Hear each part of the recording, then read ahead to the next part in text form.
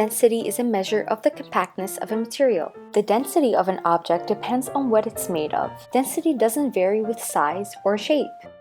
Density also depends on the material. For example, a piece of iron with the same dimensions as a piece of aluminium will be heavier because the atoms are more closely packed in iron.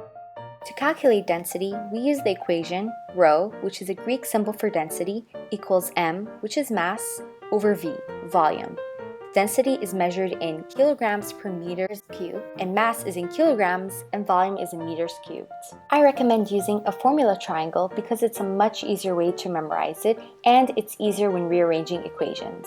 To investigate the density of a regular solid, measure the density of the substance using a balance to measure its mass. If it's, for instance, a box shape, then you can measure its length, width, and height. Afterwards, you just have to multiply them together to get the volume. Now, to investigate the density of an irregular solid, first, use a balance to measure its mass. You can find the volume by submerging it in a Eureka can filled with water.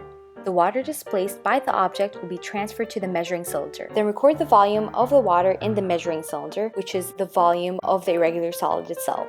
What's left is just to plug in all the results into the formula, and there you go, you find your density. You may also investigate the density of an object by putting it in pure water. If the object's density is below 1 gram per centimeters cubed, it will float. But if it's above 1 gram per centimeters cubed, it will sink. And that's density.